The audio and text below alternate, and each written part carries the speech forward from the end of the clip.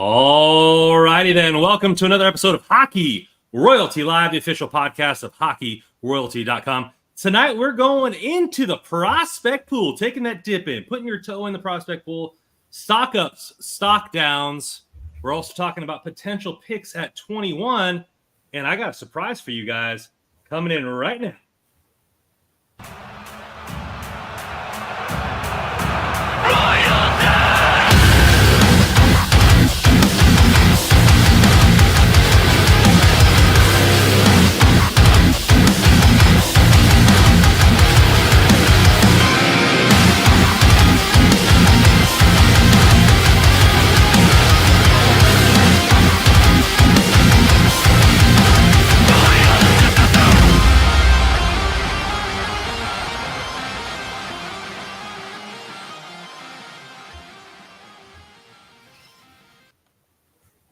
All right. Well, Joe, what'd you think of the new intro there, my man? That was aggressive. You know what it probably is? Suiting for LA Kings fans who are probably angry still at the way the season ended. That I feel like that is angry music, and it's very fitting. I like the montage. That was good. I think it sets the mood. Hey, I mean, we're coming for heads this year. We got it. We can't do any of that soft stuff. That intro was brought to you by the band Ezera. They made us a complete intro, especially for us. So thank you out. Their new album, the self-titled album Ezera, is out now on Spotify and anywhere you get your music. Beautiful. So go out there and subscribe to them and listen to their new album. They're killing it. Joe, the guitarist, and I were elementary school. We went to elementary school together. So, look at that. That's awesome. I know. Ben Wilson made the video too. He made the video. The guitarist made the video for us. So that is really cool. A, B, very much appreciated.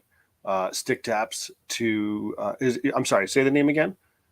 Ezera. Stick taps to Ezera, much appreciated. Question for you and maybe anybody in the chat. I'm not out west, right? My impression is like out west, it feels like it's more metal.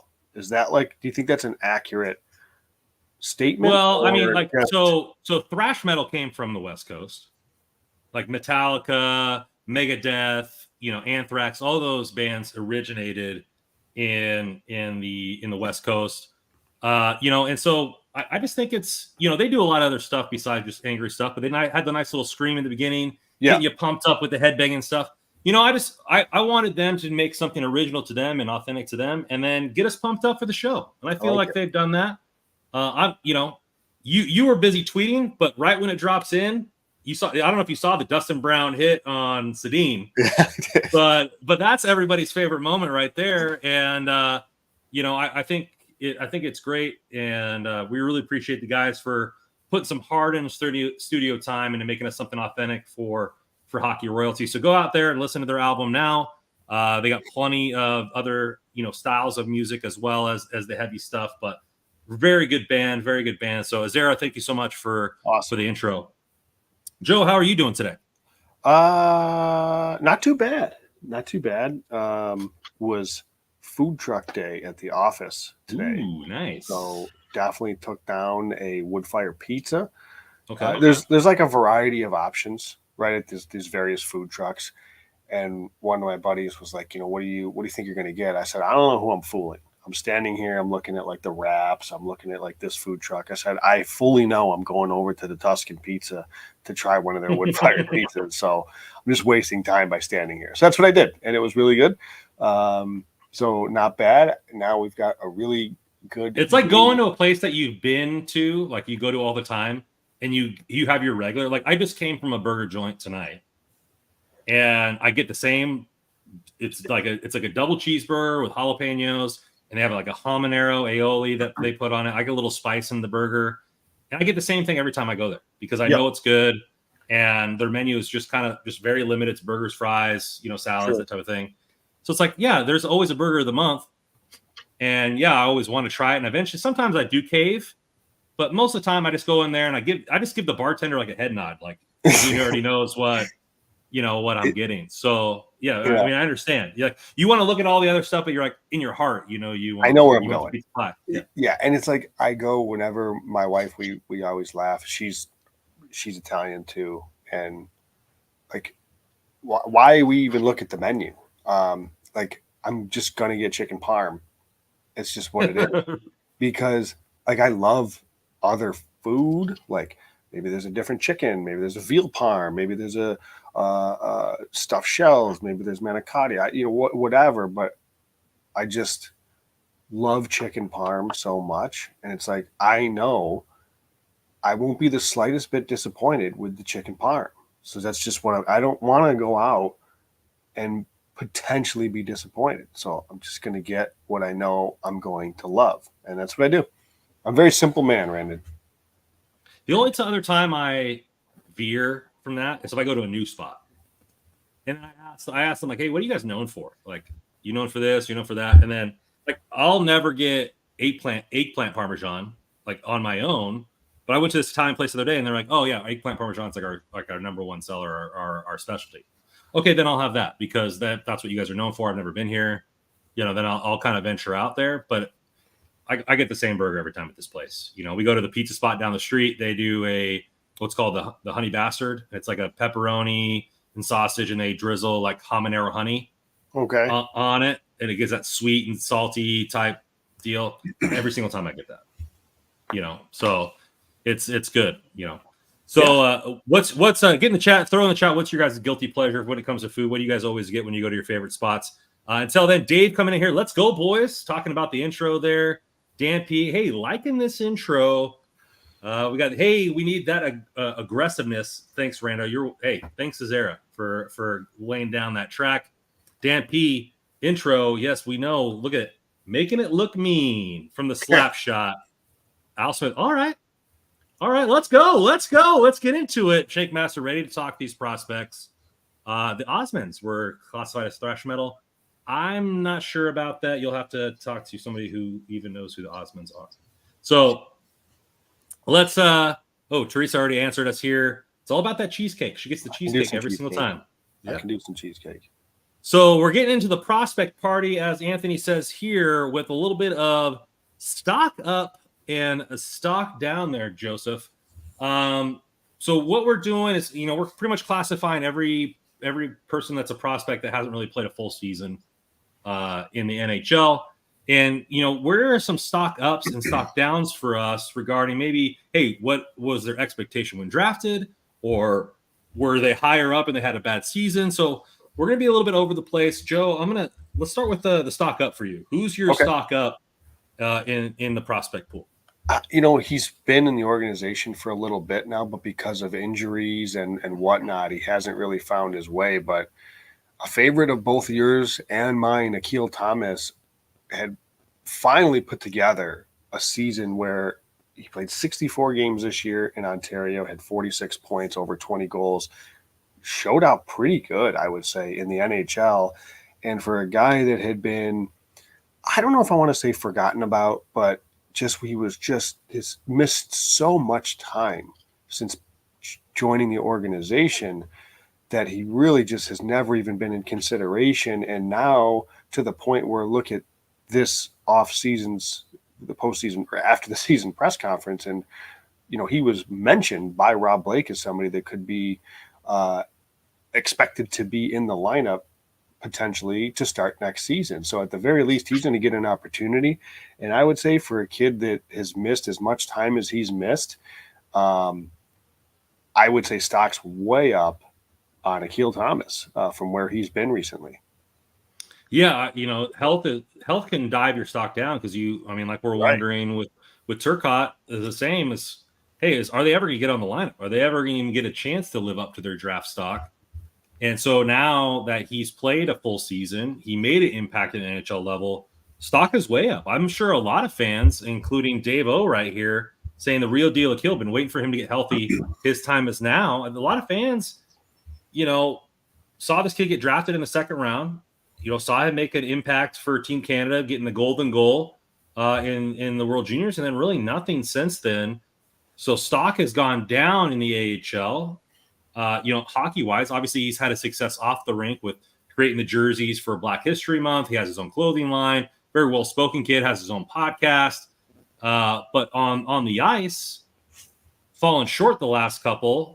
Joe doing hand waves over there. He's watching the game right now. Going to be getting us some updates. But I think that with the play that we saw, the spark going into camp, you got to assume that fans are assuming Akil Thomas, expecting way more from Akil Thomas this year. Yeah. And listen, this kid can play. And we talk about right shots on the power play. You and I know this he can play power play. He's a creative player. He's got a good release. If he's healthy, I don't rule out this kid being a sneaky player. And I think you and I have I may, if there's a player I'm losing that bet on with the points in the, I think 30 points, right? It is going to be Akil Thomas, because I think he really is a pretty talented kid, and he's a smart player. So I like him. Yeah, I very much like him. So I'm hoping to see Akil Thomas get a shot next year. I think he's a guy that I think can play. And maybe because I use this phrase with Jared Anderson Dolan, kind of that Swiss Army knife, can play all three positions, can play first line, because he's got the brain to do it. But maybe where he lacked a little bit compared to, say, Akil Thomas has got a little bit more skill. And I think Thomas can play center. I think he can play the wing, and I think he can play a fourth line role. But I also think he's got the skill to play higher in the lineup. So interested to see where he fits in next year, if he fits in, and where that might be. But I do think Anthony Carrazzo comes in PP2 bumper. Absolutely. I mean, I think so. I very much think that's a possibility. Yeah. This kid he's a player, and health has been the only thing really that's held him back. Yeah. I really like that selection there. I know we talked about it, we made that caveat, and I don't want to, I'm already the conductor here, but I'm going to go with Brant Clark. And I know his stock was really high when he got drafted. His stock has been high every single year. I've had that train ready to go since the signing. But I think after he didn't make the team out of camp, his stock kind of went down with a lot of fans. Like, either they were puzzled why he didn't make it, or it's like, okay, he wasn't good enough, right? And so I think you look at the way his stock went, but I think when you are first team, I think he was first team AHL. He definitely made the All-Star team. He showed promises when he came up. I think the expectation and the stock up for fans is going to be high going into next season with Brant Clark. There really isn't a lot to say with him, because you expect that with the 8th overall pick. But I just want to give him his stick taps, because a lot of times when you get brought down, how you respond to that is huge. And he responded in a massive fashion this year for the Reign. I think that's a good point, that sometimes I look at it, it's not the same thing, but there's times where, like, a coach will win coach of the year, and it's like, well, his team was great. Like, yeah, but you still have to perform. You still have to do that. I remember when Andrew Brunette took over for Joel Quenneville back in Florida, and Florida had a really good season. They ended up losing in the first round of playoffs to Tampa, but he had a really good season. It was like, wow, it's Joel Quenneville's team. He's just taking over. It's like, no. You still got to, like, maintain that. You still got to actually – you still have to put the pieces in place and to make this whole thing work, because it was early in the season that he took over. And yeah, Brant Clark, he's a high pick and he was sent down, but you still expect him then to say, okay, you were sent down, go show us, go dominate. And he did it. And I do think there's something to be said for that. And when he came up, he was good, right? Like, the other thing you're looking for is when he comes back up, does he look like he's ready? And yeah, I think he did exactly what you would have asked him to do. He was creative. He looked to make plays. I don't think he was like a liability in his own zone. He's going to make improvements there, as he's still so young, so he'll only get better there. So I think you look at him as somebody that he answered the questions that were asked of him in this year. This was a big year for him, because you wanted to see him dominate at the AHL level if he was there, and he did it. And you wanted to see him look like he belonged in the NHL, and he did. So I think that's a fair shout to say his stock is up. I think it is. Now, I know we talked about two guys that might potentially make and crack the lineup, but there's been plenty of other shufflings within the prospect pool and the rankings and maybe how fans view. Do you have a shout out for a guy that is maybe going to be on the reign this year or hasn't even been signed to an ELC? Where's your thought process with that? In terms of coming up? Yeah, as a stock up, yeah. Well, this is a tough one just because he got hurt this year. Cohen Zemer did. But in 23 games, he had 31 points. He was having a really good start to his season. And it was an ankle injury that I believe required surgery. So I think this is a kid that is obviously, he was just drafted. So still really kind of early days, not quite yet. He was everybody's favorite draft pick on this podcast. Right. He was and really a lot of people in if you're somebody that follows the draft on Twitter, there's like immediate reaction of whether it's a good pick or a bad pick or whether it's a steal. And there's a lot of people that really like that pick around the hockey prospect world. And I'm just going to say, I was encouraged that he was producing still once again. It's just unfortunate that he had the injury, but don't let the injury forget about how good he was performing early in this season. Yeah, I think mine's going to be Hampton Sokovsky, goalie. Saw that same draft, I believe 4th round pick. When they made that pick, it was WTF for me. Like, who is this guy? Like, there's no film on him. There's no stats on him. Like, he wasn't ranked anywhere that I saw. And then wins goalie it was USHL goalie of the year this year. So it's like, well, stock up. Now people have him right behind Portillo as the second best goalie prospect in the organization. Phenomenal year. And so Hampton for me is got to be that guy who pretty much came out of nowhere for the prospect pool. Well, this is why you draft goalies later and don't waste the pick in the first round, because it's going to take him a few years anyways to get to the NHL. And the goalie that's drafted that later, I mean, who knows, right? Like you said, he had a great season in the USHL. We don't know how this develops going forward. But isn't there 3 first-round goalies in the playoffs right now? Probably, yeah. Ottinger, and then Igor Shesterkin. Yep. And is it Bobrovsky a first-round pick, or was he probably later? Yeah, no, I don't remember now. It was a long time ago, but I would bet so. Yep. There you go, Joe. It takes time for these guys to get there, though, and I just am not wasting that pick on a guy unless he can be a closer to an immediate impact. And I don't know. I think Slakinski, yeah, it was like a head scratcher, I guess, but not if.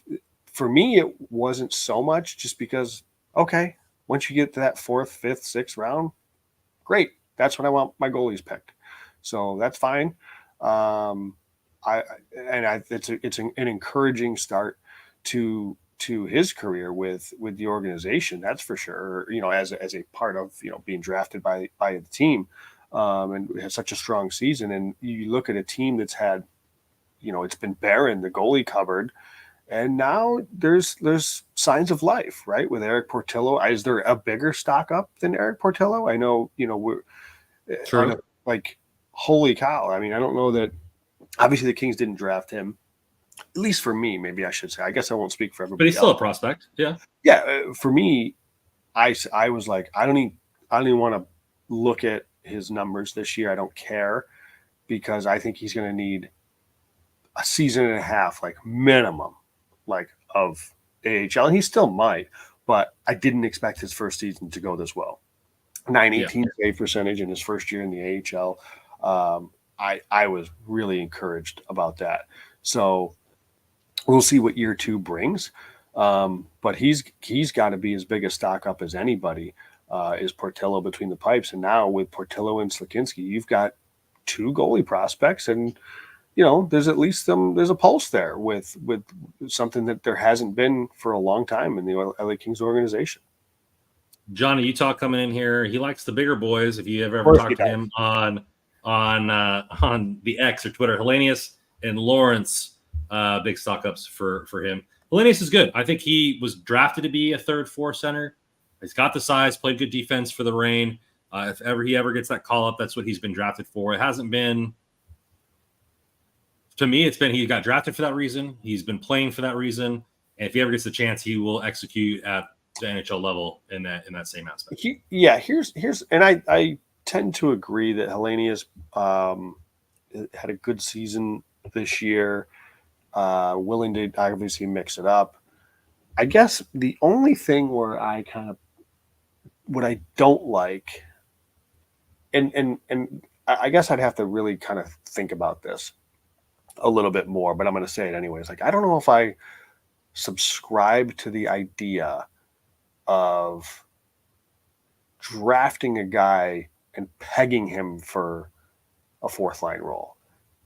I don't like that. Like, draft good players and eventually the dust will settle. And you've seen, and we like a lot of these players were really, really high end players growing up and like in their junior seasons or over in Europe, and they have to change their game and they have to evolve and they become that bottom 6 player in the NHL. But like they have that kind of underlying base of ability that can. But I will push back. But I will push back to you with Hellenius and Okay. the World Juniors. In the World Juniors, he was relied upon for Team Finland to Fair. score, and he centered a line. I think it was the second line behind Lampert that was producing. Casper Simon Tyval. That's who I was thinking of. They didn't sign. So he played with Casper Simon Tyval on that U20 team, and that line was effective. So I don't know. You're right. And listen, this is not meant to be necessarily about like a dig at Hellenius specifically. It's just you're just thinking draft philosophy. You shouldn't be drafting for a floor. Like, yeah, I don't want to draft a guy. Now, I obviously this can vary, right? Depending on. Although I know. To me, it doesn't. Like, I don't know if I want to draft a guy if his ceiling, knowing if he all clicks, he's a 4th line center. Like, maybe if you're that's where like I get later in the draft, I'm swinging for the fences. I'm trying to hit a home run. I'm taking the guy with the injury history, but he's loaded with talent. I'm taking the Russian that's not going to come over for 3 years, but he's got some sneaky skill. I'm taking, guys that maybe are a little undersized that got passed up on, but they're just incredible skater or passer or whatever, because the likelihood of those guys popping and being a more impactful player than the guy that at best he's pegged for bottom 6 anyways, that guy, it all has to click for him to even get there. Yeah. So I think what they're saying with the bottom 6 is the fact that his play style is more of a grinder type play style that you're not going to put in the top 6. I don't think it, like, if he's a very effective third line center, where you can add, like where he's Philip Deneau, but bigger, like then you're looking, okay, if he's Philippe Deneau and bigger, he's defensively sound, he's big, he fights, he can add some offensive side, he can still distribute the puck, then that's a wanted member of the team. And I think he was a 3rd round pick. So in the 3rd round, are you really drafting top 6 level guys? No, not really. So and that's fair. And again, it's hard because I don't necessarily mean it to be specific to Hellenius. It's just kind of, I guess, like philosophically. But you're right. That's fair. Yeah, that's fair. That's fair. I agree with you though, because I like the way Carolina has drafted, where they draft nothing but skill and then they bring in the pieces that they need to fit their team through free agency. And so if they get a guy in the 4th round that hits with massive talent, then you're getting a top 6 type guy, right? So like I subscribe to that. Like, to me, I really like the Dvorak pick, and then now more and more I think about it, I think like the max, what is he going to be, a bottom 4 pair, like most likely a bottom pair guy in the 2nd round because size, skating, everything like that. So I don't know. I don't know where that comes in. I think hopefully Hiller sits down with Blake and they have been scouting. And you know what? All the scouting has been done based off the philosophy of Blake, what he has prescribed the whole season, right? Yeah. So if that's going to change under Hiller, are they really scouting the right guys? Like if Blake wanted something all season and they change it last minute, are so this?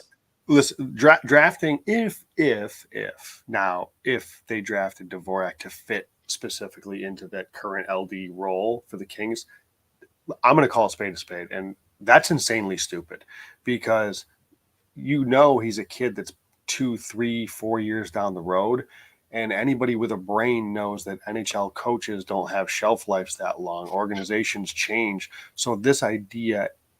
Now, I'm not saying that's what necessarily the Kings were saying. We're going to draft Dvorak because he fits our 1-3-1. You know what I mean? Like, it certainly looks that way to the outside. And again, I think that is an incredibly stupid way to draft. That's so short-sighted because, as we see, McClellan's out, Hiller's in, and we're talking about changing the way they play. Now, where does Dvorak fit? So I agree, and I know I think that you kind of agree with that because you said don't draft for immediate need. I've always said don't draft for immediate need. So again, that's the thing. And the prospects that we're going to be talking about later, everybody's like, hey, we need to draft a left-handed defenseman. Well, and we'll get to that. But, but yeah, the team needs a left-handed defenseman, but the prospect pool needs a left-handed defenseman. But you know what the Kings need more than that? Great players. Like they need a great players will rise to the top. So if they draft a forward or if they draft another center, great players rise to the top. And so who cares what the position is as long as he's the best player on that roster. Because like I said, I think this is the most integral pick for the franchise because this pick right here is going to be the leader of the prospect pool going forward. Could be. Yeah. And in 2 years, Kopitar's retired. Doughty's at the end. You have new leadership, right? I mean, Deneau's no longer on the team, most likely. Quentin Byfield is probably a captain or a junior or assistant captain. Mm-hmm. So, like, this whole team's going to have difference. This guy might be the fresh blood in the middle six or top 4 defenseman. And, that's he's going to usher in the new wave of prospects. I will say, and the Hellenius thing, kind of going back to Hellenius, there's something I've been thinking about a lot recently, and especially with centers, I feel like I'm more backwards than to the rest of the hockey world who loves big defensemen with long sticks. Maybe they can move, maybe they can't. I like my centers big. I like the big Andrei Kopitar style centermen like Joe Thornton, Getzlaff. I like these big body centers. So I do have an affiliation for Hellenius. Okay, I do, and I kind of hope he can make it because he fits the mold that I like. I like big centers, whereas on the flip side, I don't really give a shit if you're a big defenseman because we've seen in playoffs, like Darnell Nurse is a monster. How's he doing? Cody Cece's atrocious out here. Vincent Desharnais scratched today. So you have to be able to move the GD puck from the back end. If you're big and you can do that, freaking awesome, man. Even better, right? So, I mean, he might not be playing well tonight, but Heiskanen for Dallas. Well, doing a phenomenal job.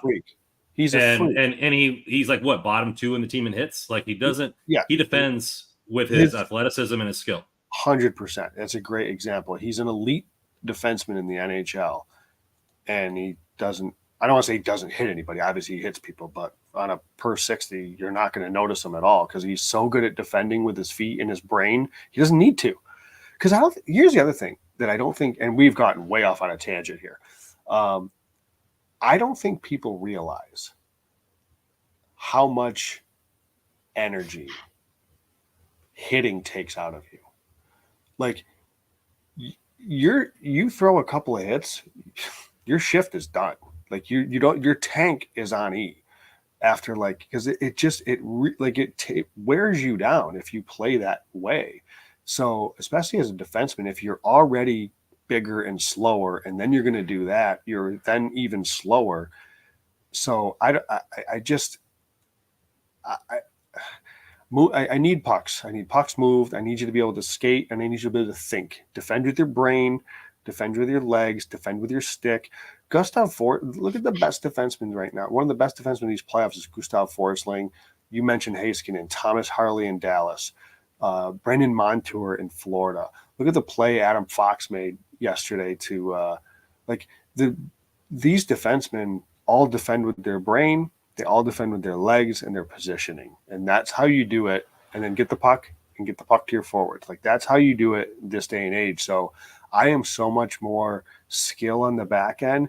And like, I love myself a big body centerman, right? That can kind of dictate and control the play, which is probably why for everybody that hates Dubois, I clearly have a bit of a blind spot or a soft spot for big centers. So I'm inherently drawn to them. So that's one of the reasons why I'm a fan of his, is just I like that style of centerman. So, and I know a lot of people get on us about downing physicality, especially Johnny. We've had, you and I both had multiple conversations with him. We're not down on physicality. We want you to be able to play hockey. Correct. And that's what we want, right? So we want a guy like Perron is one of your go-to free agent pickups. Physical player, nasty player, but he can shoot the heck out of the puck. Oh yeah, by the way, I don't know if you and I both like the Kachucks a lot. Like, they're very highly skilled players that muck it up. Marchand from Boston, we like those types of players. Mike Richards was one of my favorite players. Yeah, even before he was a King, I adored Mike Richards. Real quick on the Perron piece. There's a lot of commentary all over the place. Like, there's people that love it. There's people that want nothing to do with them. I don't know where you land.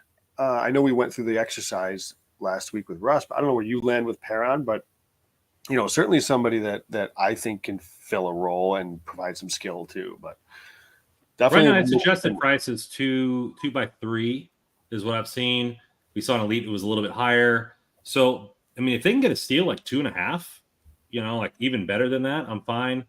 It's the thing that scares me is he was on the downhill. So most of the time with age, most of the time when you're out of age and you're on a downhill, like having a revival season at 36 years old is kind of tough sometimes. And that's that's fair. That's the question. So let's get into stock down. Let's put this train back on the tracks. Stock down. I'll start with this one.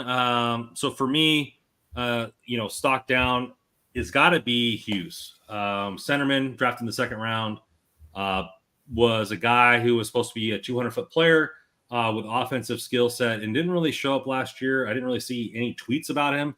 I didn't see any gameplay about him from the organization, from Kyle, our writer, the prospect writer, that's kind of fallen off the edge. And I don't know if I'm just not doing my own research in that, but just the overall view of King's world is that he's not living up to the second round hype. And I think that's kind of a stock down. Normally you want a second round player who's had success in his freshman year to continue to have success.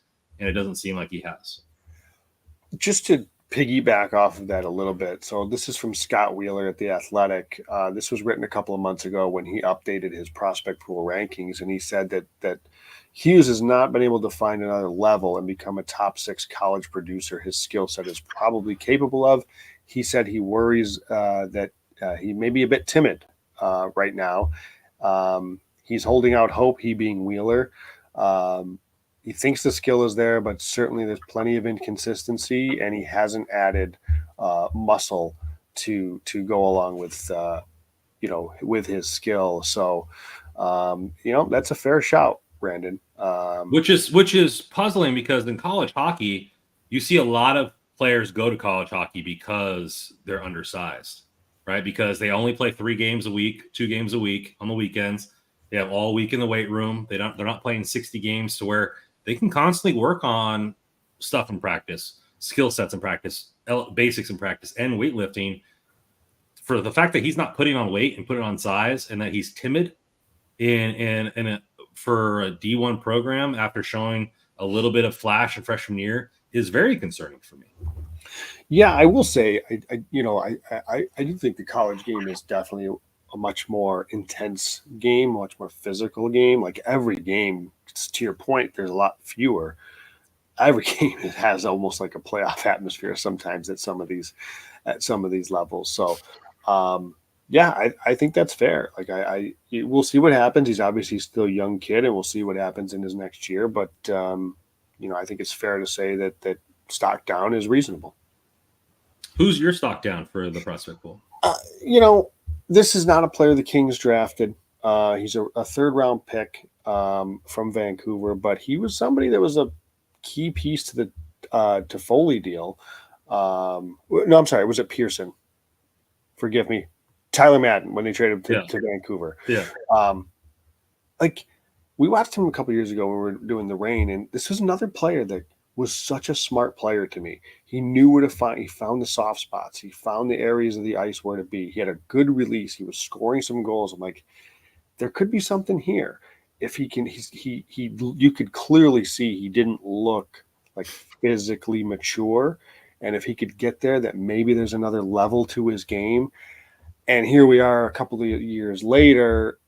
He's now got 3+ seasons in with the Rain. And I just think it's not happening, right? He had 34 points in 70 games. There was a time when he was at least considered a back end of their top 10, 15 a couple of years ago prospects. And it just he's an afterthought now. Yeah, it isn't happening. So I had a glimmer of hope maybe 2 years ago, and it just, like I said, it's and listen, he can carve out maybe a real nice AHL career, and there's nothing wrong with that. I sure as hell didn't do that, so I'm not going to,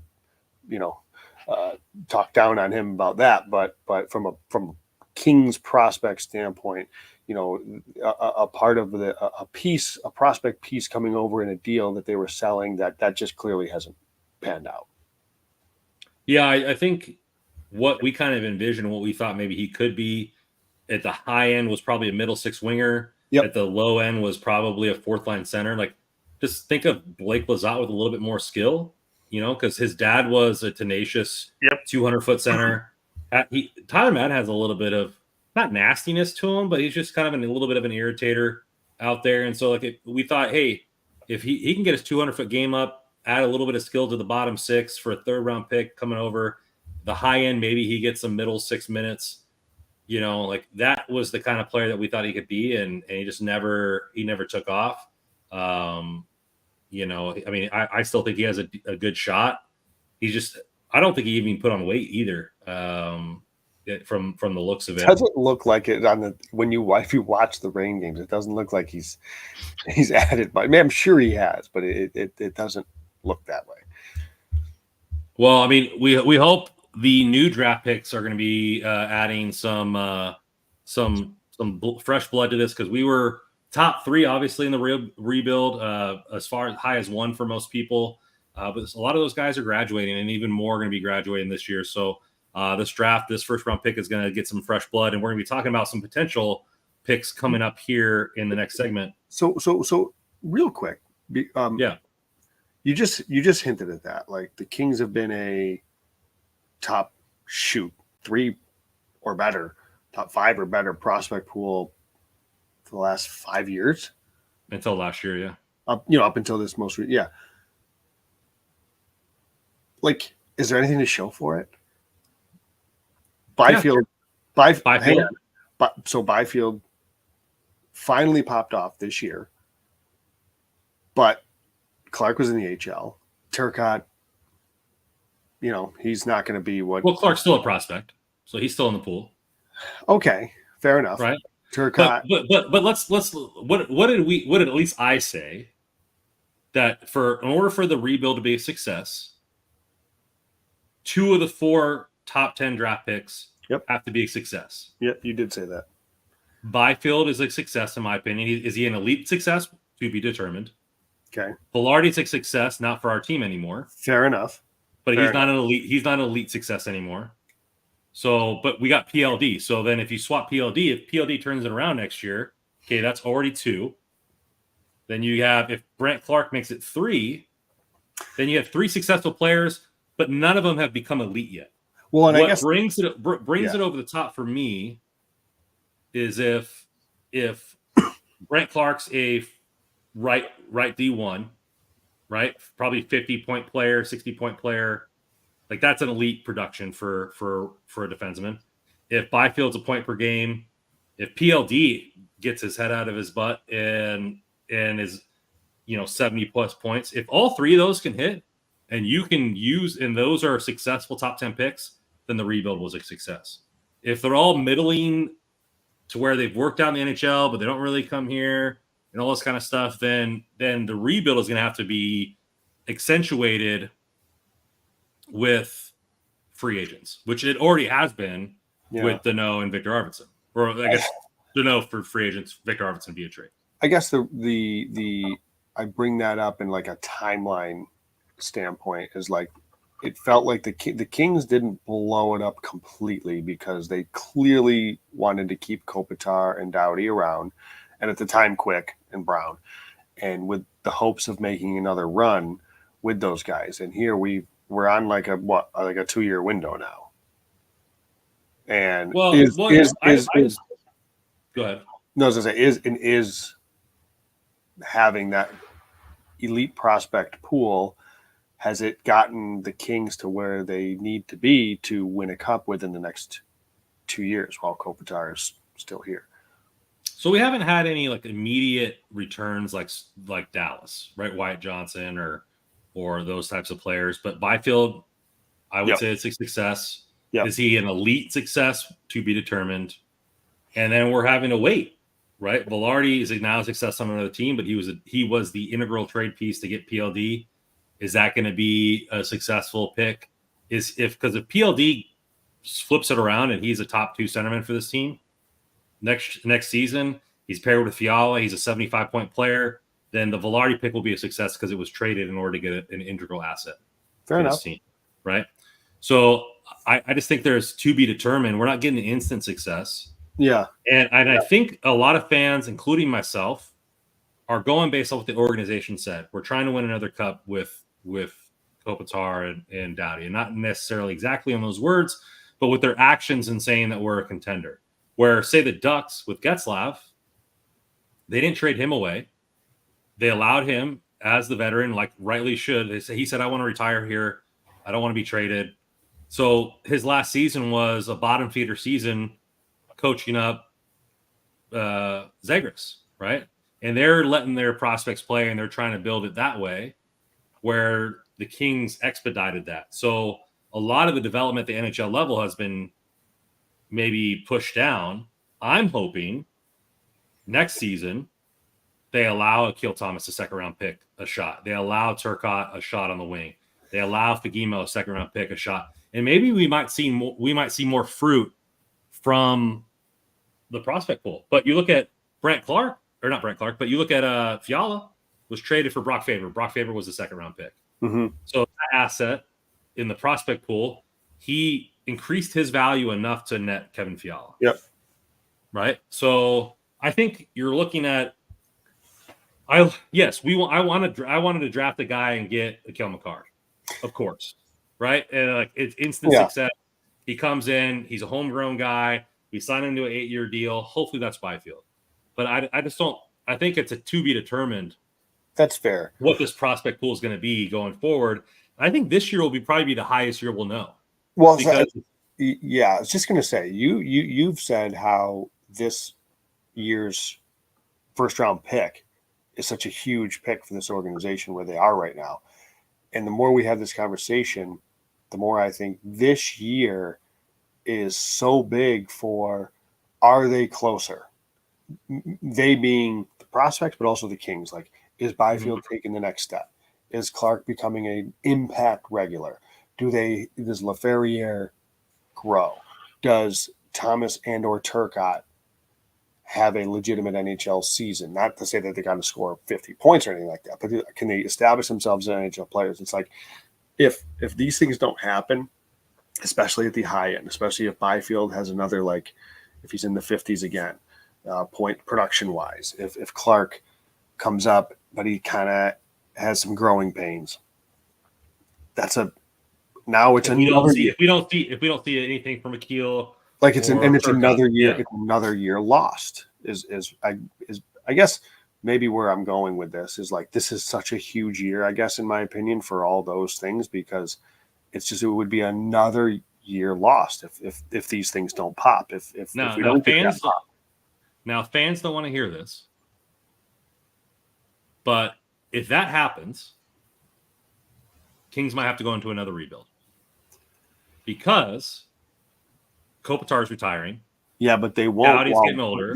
They won't while Kopitar and Dowdy are here. But you're looking at, if that doesn't happen, it sets them back, and then Kopitar's got one more year. Yeah, I mean, I guess that you know, and apologies. They might try to piece it together, but yeah, but you have to get in the cap segment. You have to get production from from players that make no money. Correct. In order to be that next level team. Yep. Right. And so if they don't get that production this year and they get another first round exit, then what's the plan next year? Because if Akil Thomas got a shot and he's not productive, right? If Turcotte got it, because right now it's all hope that all these players are going to be these players. But if they're not, then what is that option? Are they just going to piece it together via free agency and ride it 2 more years?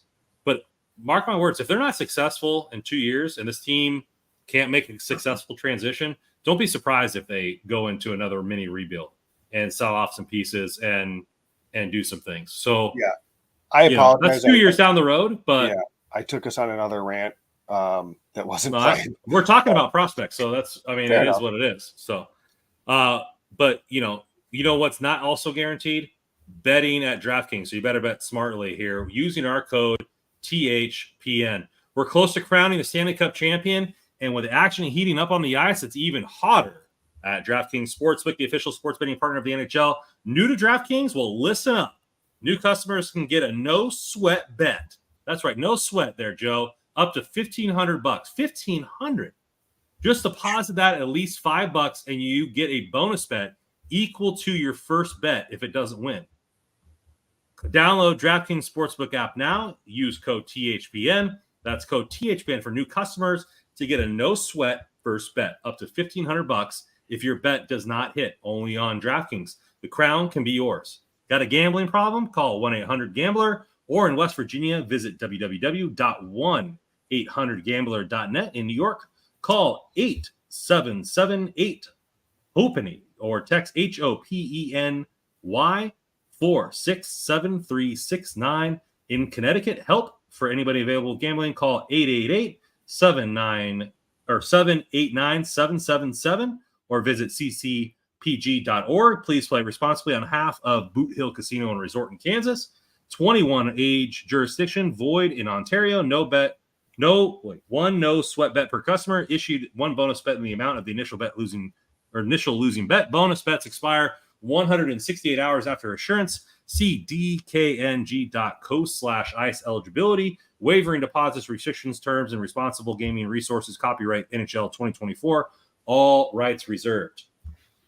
Man, I missed the see show notes for details. I haven't done one of those long ones in a while. So let's get into the prospect pool. So we have 4 guys. I looked at these 4 prospects. I went to the ESPN mock draft that I saw. I picked 4 guys that were right around that 21 range. So tonight we got 3 forwards and we got 1 defenseman. We're going to go in order of what Joe and I think are our least favorite to most favorite picks out of these 4. So right now we're going to start with Ryder Ritchie. Ryder Ritchie is a forward, right shot forward. He is 6 foot, 174. His nation, he's a Canadian-Swedish. His youth team, he played in Sweden, has moved over to Canada. He plays for the Prince Albert Raiders out of the WHL, has 44 points in 47 games with 24 penalty minutes, plus minus of -1, and has 7 points in 5 games in the playoffs. Joe, what did you see out of Ryder Ritchie? He's got some. I went back and forth because when I first watched, some clips on him and some video of him, I was like, okay, that looks like there might be a little bit of a player here. But the more you watch him, I don't love the way he skates. He's a little upright. And I feel like he's somebody that at least we'll see if as he grows and gets a little bit stronger, like somebody that's potentially could get knocked off the puck easily, but has talent. Like this, there's skill to his game. There's of, like you said, of the four that you mentioned, I do have him fourth, so not somebody that I would go with personally at this pick. I was looking to see quick where Scott Wheeler of the Athletic had him ranked, but I haven't found that in the immediate. But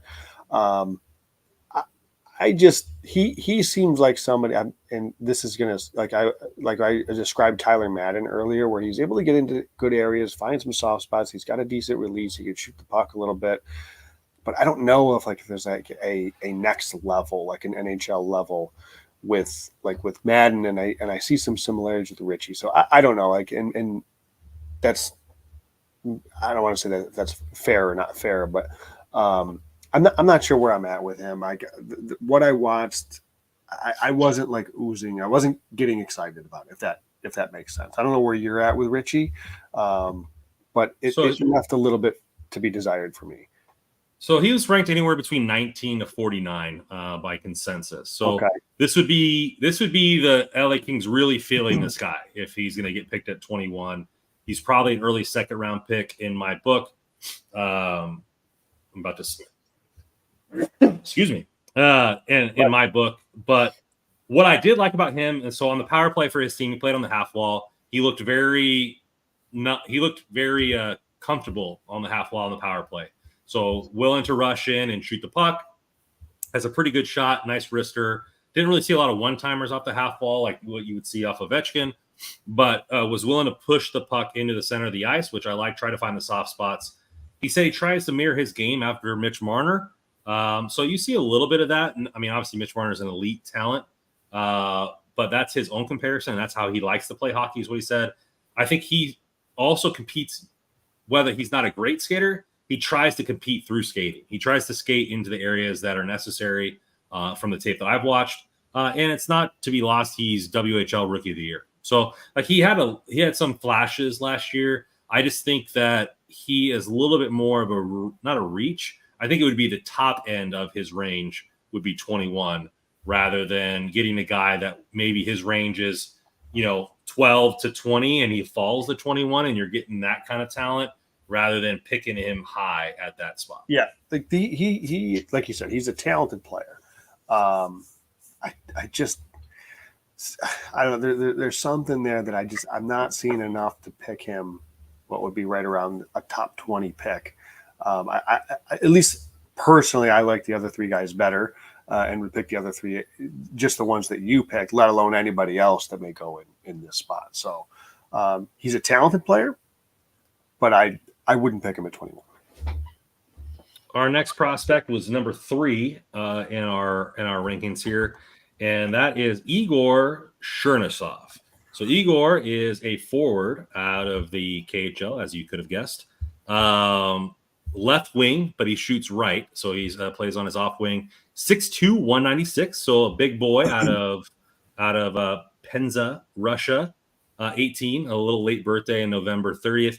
He's ranked anywhere that I see anywhere from 10 to 30, so definitely a first round grade. You're looking at a guy who has played most of his time in the MHL. So 2 years ago, he was an assistant captain, 38 points in 38. So the MHL is they're kind of the AHL over there for Russia, if anybody's wondering. And then this year, he's got 28 points in 22 games. So what did you see from Igor? And, I think the gap between Igor and Richie is quite large for these type of prospects. I would agree with that. He definitely seems to have a little bit more giddy up into his game and a little bit more willingness to kind of get after it in terms of like more of a physical power forward type of player on the wing. Very north-south with his game. Yeah. And for what it's worth, the Athletic Scott Wheeler, I reference him a lot because he's probably my favorite in terms of prospect ranking. So I tend to be a little biased toward the way he ranks. I just like his eye for things and talent for whatever that's worth. Anyways, He's got him ranked 20th, so obviously right in that range where the Kings can play. But I think a lot of times Russians get painted in this picture of like they're these like high skill players that may or may not try hard or whatever. And I first of all, I think that's kind of a lazy description, but also I don't think that describes, at least from the little bit that I've watched of Chernyshев, is he's somebody that, as I said, not afraid to get after it, not afraid to go into corners. He works really hard. Again, more power forward type of winger. So he's a guy that I think could be like, if all continues to progress as you would expect, that this is likely seems to be an NHL player. Does he have the skill set to go into the top six? Does he settle into more of a middle six role, or bottom six, I guess, for that matter? That is left to be determined, but there's a lot to like about what he brings on the wing. Yeah, I mean, what I got my notes here, I got skating was good. You saw him get the puck sometimes in the center of the ice and take it north-south all the way down, and either set up a shot. Good speed, good burst for his size. Shots from all parts of the ice. So yeah. I saw him taking it from the circle up top, driving the play into the net, having that net front presence. Loves to attack the soft zones. I think he takes the puck. He once he has on his stick, he takes it to the center.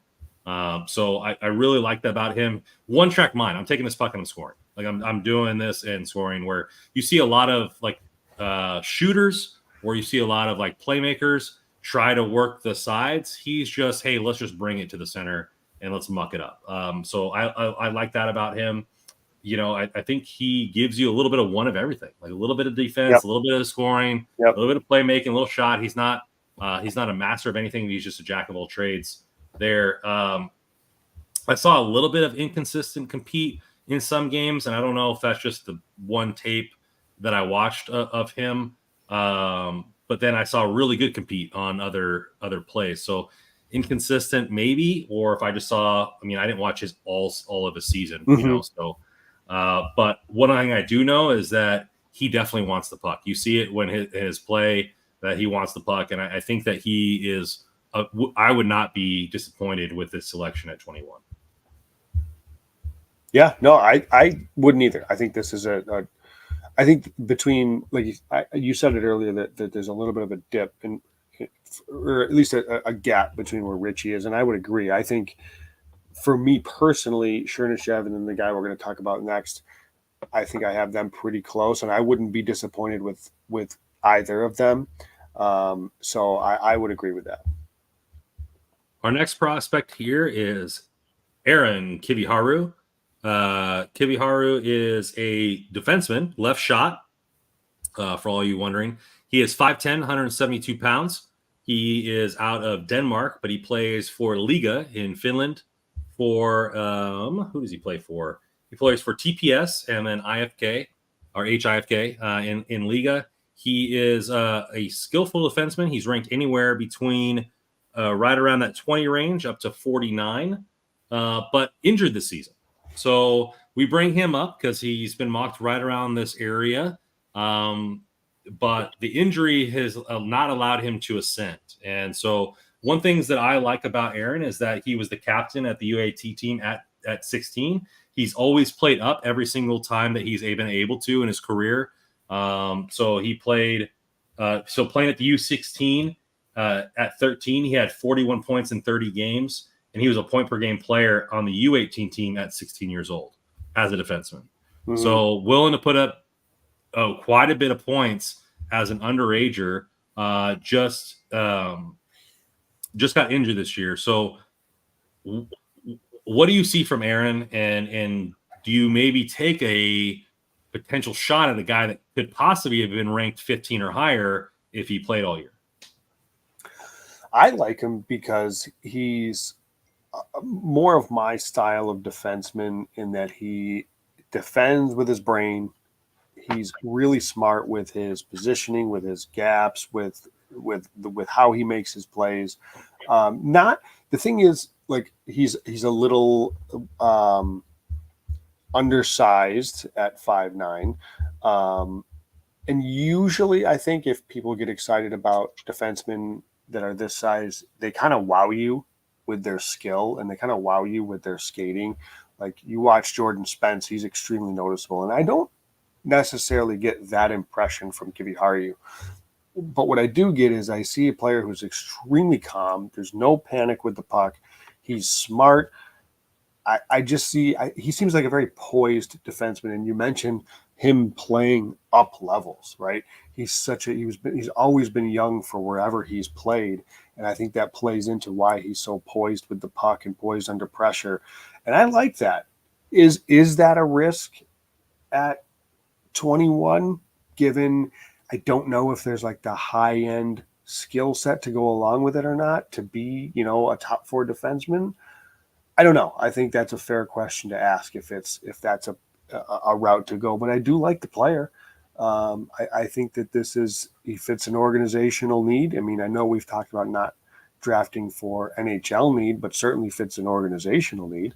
After losing Kim Nasayanen, you really only have Dvorak as left-hand shot defenseman in our talk about stock down, by the way. Obviously, Nasayanen didn't work. Didn't sign him. But anyways, no, I like Kiviharju. I think again he's a bit my style. I do wonder though, like at this size, again I get kind of this painted into this box of like I like really good players. Whether you're 5'9" or whether you're 6'4", I want you to be able to do things with the puck and with your feet and with your brain. And he can do a lot of those, but I do wonder if the skill level is high enough to get to a point where he's, a first-round defenseman, a top 20 defenseman in a draft where he's in the top 4. And that's my question. But the overall product, I buy in on. Yeah, it's tough because you have guys who, my draft crush, Cole Hudson, who has played for the United States Development Team Program, led the organization in points all time, and he's undersized, and he'll be drafted in that range. Do you take a guy who's healthy, who's shown it all year, and you know what you're getting, or do you take the guy that potentially has top 10, top 15 upside based on his, previous years and was injured? Like, do you take a guy that is an unknown at 21? Like I said, this is such an integral pick for the organization. Do you take an unknown or you take a guy that has shown it in his draft season? I think it's going to be tough to weigh that in an aspect of that it's such an important pick. Like if it was a second round pick and you're taking a guy that has an injury history, yeah, take the flyer, go ahead, get the high upside. But 21 is supposed to be an impact player. Wyatt Johnson was drafted in the 20s. I keep bringing his name up because that's the most recent model of that. But there's plenty of players drafted in the back half of the first round that are staples for their team, right? So it wasn't Pasternak drafted in the 20s.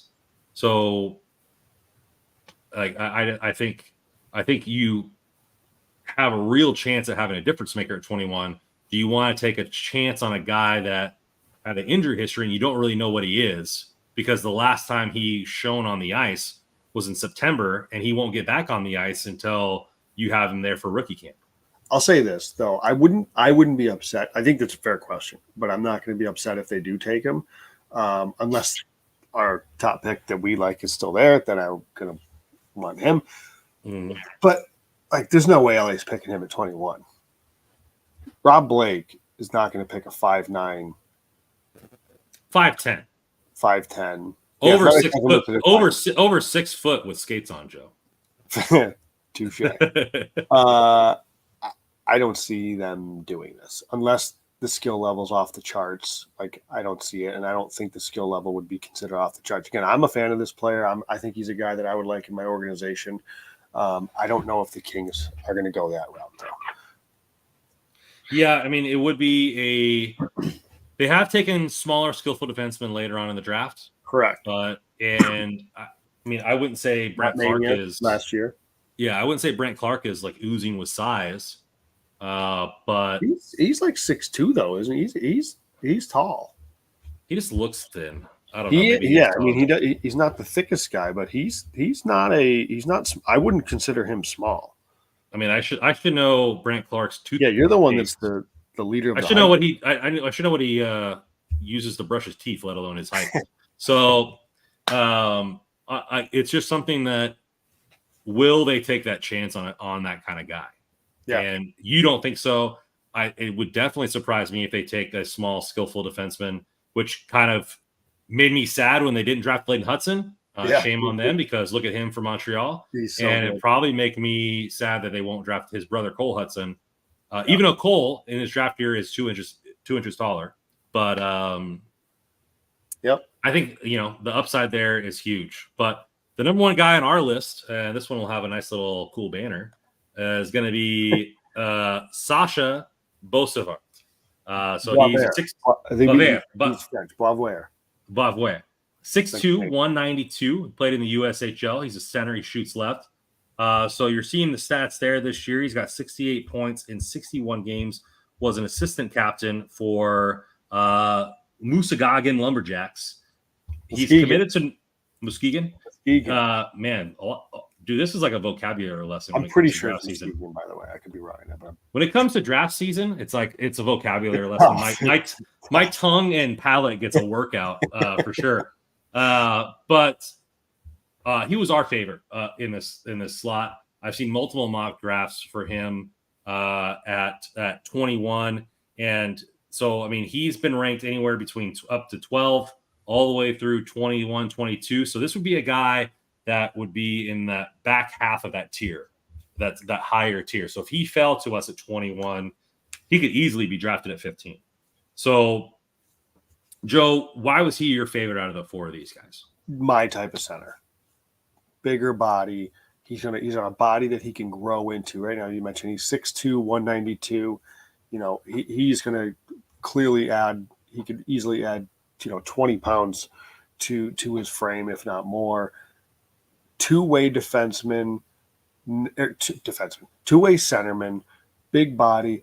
And for the people, I know if Johnny Utah is still in this chat, this is a guy that's not afraid to drop the gloves. He's not afraid to stick up for his teammates. He's not afraid to have that edge to his game, that competitiveness to his game, but he's got talent. Like there's skill here. He can shoot the puck. He's got a really good release. He makes plays. This is just, as soon as I watched him, I think I was like 5 seconds into some clips. I was like, yep, this is my center. This is a center that I like. So he just checks a lot of boxes for me personally as when I'm looking for, there's certain positions where I just like a certain skill set. And he brings that at the center position for me. And I'm almost always going to draft. I don't know if where you land with this, but I lean to centers and defensemen more so than wingers. And I just think you got to be really high skilled as a winger, in my opinion, to go like first round or high first round. I don't know. And maybe that's just me overthinking it, but I just love the idea of a big centerman and a smart centerman, because chances are he's probably capable of moving to the wing if he has to, right? Where it's a lot harder transition going from wing to center, I would say, especially as you go up in level. Usually it's the other way around. A lot of kids are centers. As they get older, they go up in level, they move to wing. So that's why I kind of err to the centerman if I can. And again, like I said, he checks a lot of boxes for me in his style of play. Yeah, great skater. I like you mentioned that he does not afraid to mix it up. He fights for his teammates. He gets in people's faces, but he has supreme skill. I guess that graphic is a little small, but if you're watching on your 90-inch screen TV, you see that he's a point per game player pretty much his entire career. There, what I like about him most, and what really got me like out of my chair, was it was a 2-on-1 rush. He has the puck back in a shooting stance, like once he crosses the blue line.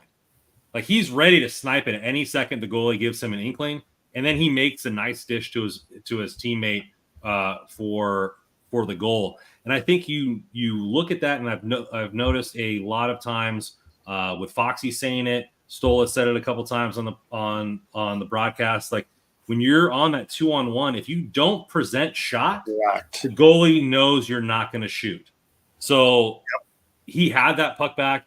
and you saw multiple clips, and I don't know if we watched the same tape, but it was like 3 2-on-1 rushes in a row in this tape that I watched. 2 of them were snipe cities, and one of them looked like he was going to snipe a third one. Sauce pass to his teammate for a goal. So I really love his skill set. I would be thrilled to get Sasha here at 21. I think he could be the second line center of the future for this team. You're probably going to have PLD, and then I would say maybe Byfield on the wing, and then Sasha is the center, Sasha on the wing. But I obviously don't know his face-off numbers. Those aren't really documented. Is he a 200-foot player, or is he more of a skill set guy in the NHL level? Right now, where he's playing at, he's a complete centerman, and I really like that. I would really be thrilled for this pick. Big fan of his. And you're right. Like I talked about this. Somebody asked a question a couple of episodes ago about how can Byfield improve his shot. And I talked just about what you just said, Brandon, was it's he may never have an elite shot, but if you can work on your release, but also like those in-game situations where you have those odd man rushes where, exactly to your point, if you're skating like this and stick handling like this, the goalie knows, well, he's not going to shoot it because he's not in a shooting position. Whereas if you've got the puck out here, I know nobody can see me, but like if you got it out here, now the goalie has to have that, like, well, he can shoot it, but he can also pass it. And exactly, I think that was well said. So, again, this is a player. I'm a fan of this kid. He's among, I know there's other players that we'll touch on here before the draft as we get going, as we get a little bit closer. There's obviously a lot of players that when you're talking about the 21st pick, there's probably like 20 players that could end up getting picked here. So, he's high on the list though of people that I like. That's for sure. Yeah, I was pleasantly surprised, and we had our I forget his name right now. Was it Ivan? It was the Russian center that had like that cancer. Was our pick until we traded it away last year, a couple years ago, and I think this guy could be. He's a different player. Miroshchenko, yeah. Or am I thinking of a different one? No, he was drafted around. Around that area, but he had cancer. He was supposed to be a top 10 pick. But yeah, like I think this type of guy is going to be a guy that can give you a little bit of everything. And my favorite pick last year for the second round was Lind, a guy that has really good offensive skill, but has that rat in him. And I think Sasha's not really a rat, but he's not afraid to mix it up. He's not afraid to give in your face. He will drop the gloves. Would you consider him like a pesky player to play against? I don't know if pesky is the word I would use. And I'm gonna you mentioned I'm gonna direct people to The Athletic again and Scott Wheeler. He's got actually a really good piece about Sasha Baver, and one of the things he did growing up was boxing and kickboxing, taekwondo. Sold. Like this is a he's this isn't something he's afraid of is mixing it up. So and for what it's worth, Wheeler also has a feature on Aaron Kivihari, the defenseman that we talked about. So I would direct you there. I think there's for some additional, far more in-depth reading. But yeah, like I don't know if pesky's the word though. I don't know if pesky's. I don't know. I guess I'd have to watch more to see if he's pesky or if he's just like all business and he's not afraid to stick up for his teammates if he has to. What's that? Was it better to be a samurai and a gardener than a gardener in a war? Like he just seems like that type of player where it's like it's better to be a guy that can fight and throw it down and be that type of player on the ice. So if he has to pull out those guns, he can, but it's not the type of player that he's attempting to be, so to speak. Sure. Yep. So yeah, if the card flips over and Sasha is our pick at 21, Joe and I will be thrilled. We'll narrow it down by the end of these weeks, talking about these prospects. to where we'll all have, we'll all have our favorite players. I already know I have a head up with Cole Hudson. So, but maybe after scouting some of these guys, that somebody will overtake that spot. Joe, it's been a pleasure. We're talking, since the rain days, man, it always brings me back, just you and I. Russ, needed a breather. It was a long season, needed a breather, taking the week off. He should be back here shortly for one of our next episodes. Thank you again for Ezera for making our new intro. That video slaps, man. Thank you guys so much for doing that. Please go listen to their album. Go check out all of our articles at hockeyroyalty.com. Joe had a nice one about a community there. So go read that. Follow us all here at Hockey_Royalty, Random Commando 24, NHL Wrestle, JW Paterino. All your rain and some prospect knowledge there. Kopitar 4HOF with Kyle. Man, this offseason is going to get fun. Byfield contract, free agency, the draft. We're going to be covering it here for you at Hockey Royalty. Thank you guys for coming in, and spend your money there at DraftKings if you want to get a little come up in the offseason. And as always, go Kings go.